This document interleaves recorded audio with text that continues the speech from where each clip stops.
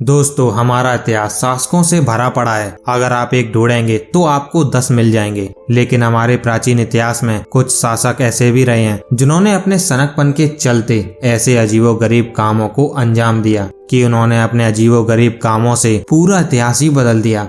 आज भी हम एक ऐसे ही सनकी शासक के बारे में आपको बताने वाले हैं जिसका नाम था अखेनातेन। कहते हैं अखेनातेन के शौक ऐसे थे कि उसके बाद पृथ्वी पर आज तक कोई ऐसा नहीं जन्मा जिसके शौक अखेनातेन से जरा भी मिलते हों।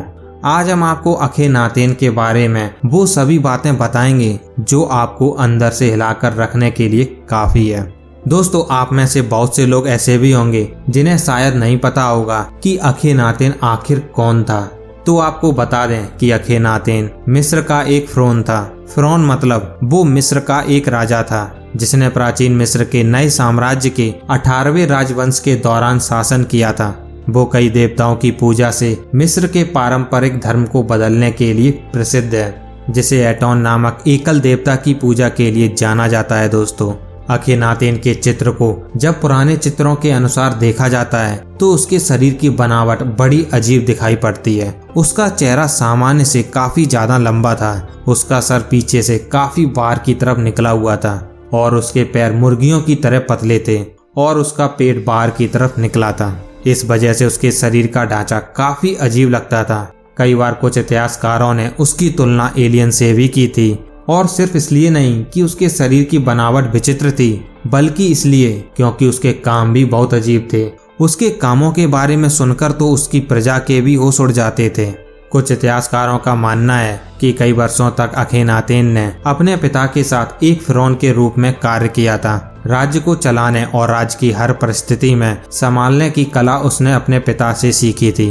कहते हैं अखेनातेन खुद चाहता था कि उसके पिता जल्द फ़िरौन के पद से हट जाएं और उसे पूरा राजपाट मिल जाए, क्योंकि उसने शाही चमक को बहुत करीब से देखा था। ये महंगे जेवर, राजसी कपड़े और हर रात खूबसूरत लड़कियों के साथ रंगरलियां अखेनातेन को अपनी तरफ खींच रही थी। और उसका ये सपना जल्द तब पूरा हो गया जब उसके पिता अमेनहोटेप की मृत्यु हो गई और अखेनातेन ने 1335 ईसा पूर्व के आसपास फ़िरौन के रूप में पदभार संभाला। उसके पिता के शासन के दौरान मिस्र दुनिया की सबसे शक्तिशाली सल्तनतों में गिनी जाती थी और शक्तिशाली होने के साथ साथ मिस्र की सल्तनत की गिनती सबसे अमीर सल्तनत में भी होती थी।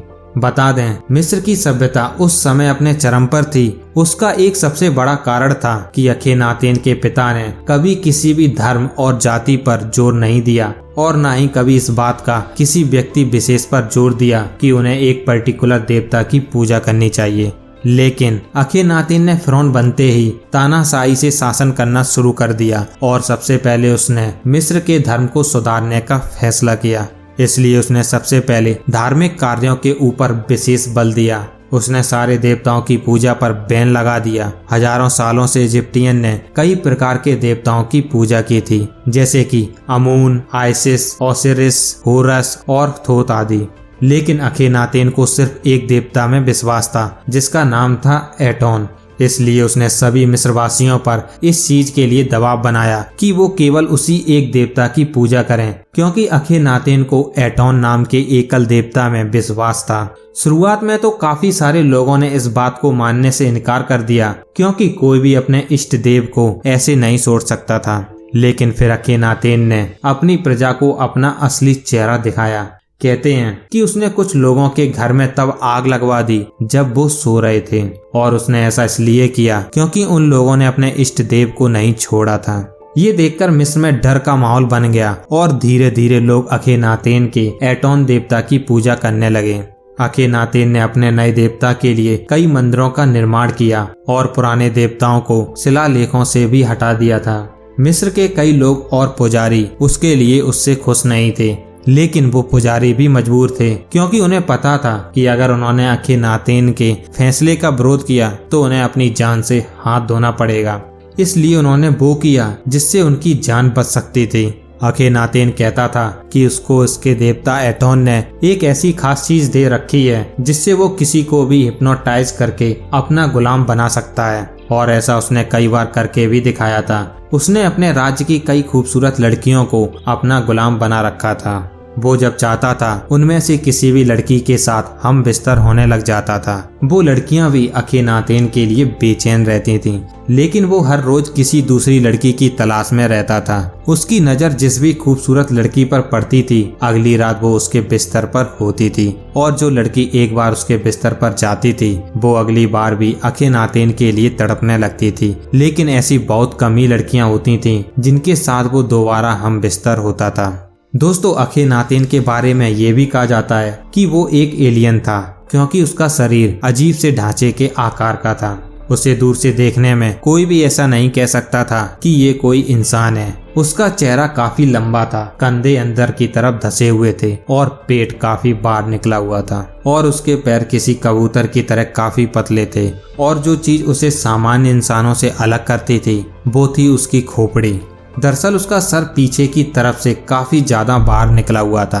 छोटे बच्चे तो उसके शरीर के बनावट को देखकर ही डर जाते थे। इतना खराब शरीर का आकार होने के बाद भी अखीनातेन की बीवी पूरे मिस्र की सबसे सुंदर और सबसे शक्तिशाली रानी थी। उसके बाद भी उसके रिश्ते और भी कई खूबसूरत लड़कियों और दासियों से थे। कहने वाले तो ये भी कहते थे कि उसने अपनी बड़ी बेटी को भी बुरी नजरों से देखा था। अखीनातेन की कुल 6 लड़कियां थीं, लेकिन उसकी सबसे बड़ी बेटी काफी खूबसूरत थी, और आपको जानकर हैरानी होगी कि वो अपनी बड़ी बेटी से ही शादी करना चाहता था। बता दें कि मिस्र में ये उस समय आम बात हुआ करती थी, बाप बेटी से शादी कर सकता था। अखीनातेन की सबसे छोटी बेटे की मौत तो खुद अपने बाप के बेटे यानी कि अखीनातेन के बेटे को जन्म देते समय हुई थी। अखीनातेन के ऊपर लिखी गई किताब आ गॉड अगेंस्ट द गॉड्स के अनुसार उसने अपनी बेटियों को अपनी पत्नी के रूप में स्वीकार कर लिया था। इस प्रकार महल के बड़े बूढ़े सलाहकारों ने भी कुछ नहीं कहा था, क्योंकि अगर महल या फिर प्रजा का कोई भी व्यक्ति उसके खिलाफ जाने की कोशिश करता तो उसे अपनी जान से हाथ धोना पड़ सकता था। इसलिए सब केवल उसके फैसले को सुनते और अखीनातेन की हाँ में हाँ मिला देते थे। उसे लोग अजीब सी नजरों से देखते थे। कुछ लोग तो उसे इंसान मानते ही नहीं थे। मिस्र के पौराणिक कथाओं के अनुसार वो जाप टेपी के समय सितारों से पृथ्वी पर आए देवताओं से अवतरित हुआ था। पिरामिड टेक्सिस के अनुसार ये एक ऐसी अवधि थी जो प्रीमियर डील अराजकता से निकली थी, और जिस तरह से देवताओं ने पृथ्वी पर शासन किया था, इस अवधि को जप टेपी कहा जाता है। अखीनातेन और उसके बारे में लिखी गई कविताओं के लेखों के अनुसार बाद में वो उन लोगों से मिलने गया जो आकाश से उतरे थे, जिन्होंने अखीनातेन को बताया कि उसे क्या करने की आवश्यकता है, और शायद इसलिए उसने मिस्र से अन्य देवताओं के अन्य सभी प्रतीकों को हटा दिया और वो उन अजीबोगरीब परिवर्तन को लागू करता था जिनको वो अपने समय में बड़ी ही क्रूरता से करता था। एक प्रारंभिक शिलालेख के अनुसार अखीनातेन सितारों की तुलना में सूरज को ज्यादा पसंद करता था। फिरौन बनने पर अखीनातेन ने पिछले देवताओं के सभी आइकोनोग्राफी को हटाने का आदेश दिया था। उसने केवल एक प्रतीक की अनुमति दी थी, जो कि एक सूर्य प्रतीक था। बता दें, अखीनातेन ने मिस्र के भगवान एटोन का प्रत्यक्ष वंशज होने का दावा किया, और फिर अन्य फिरौन की तरह अखीनातेन ने खुद को दिव्य माना। सीधे शब्दों में कहें तो अखीनातेन के अनुसार वो एक भगवान था, लेकिन न केवल वो खुद को भगवान मानता था, बल्कि पूरी मिस्र की सल्तनत उसे बाद में भगवान के रूप में ही देखने लगी थी और एक भगवान की तरह उसकी पूजा भी करने लगी थी। तभी वो जिस भी लड़की के साथ रात गुजारना चाहता था, उसके माँ बाप भी खुशी खुशी अपनी बेटी को उसके पास भेज दिया करते थे। बता दें, अपने समय के दौरान अखीनातेन ने कई बदलाव किए, और उसके साथ ही उसने एक नई राजधानी का भी निर्माण किया, जिसे उसने अमरना कहा, और इस राजधानी को उसने सूर्य को समर्पित कर दिया। और उसके बाद अखीनातेन ने अगले 10 साल वहाँ बिताए, और उस समय में उसने कला और संस्कृति में बदलाव किए। अपनी राजधानी में बने हुए महलों में उसने लंबे सर, पतले पैर और निकले हुए पेट वाले कई व्यक्तियों के अजीबोगरीब चित्र बनवाए, जिसमें वो सारे व्यक्ति सूर्य की तरफ देखते हुए उसकी पूजा कर रहे थे। अखीनातेन कुछ दिन तक वहीं रहा, जिसके बाद करीब 1336 ईसा पूर्व के आसपास अखीनातेन की मृत्यु हो गई। इतिहासकारों की माने तो अखीनातेन के मरते ही तूतनखामेन ने पदभार संभाला, लेकिन ये सच नहीं है। कहते हैं कि कोई ऊपरी शक्ति थी जिसने अखीनातेन के मरने के कुछ समय बाद तक उस राजगद्दी पर किसी को बैठने नहीं दिया, लेकिन कुछ समय बाद उस गद्दी में तूतनखामुन बैठा और उसने आगे राज्य संभाला।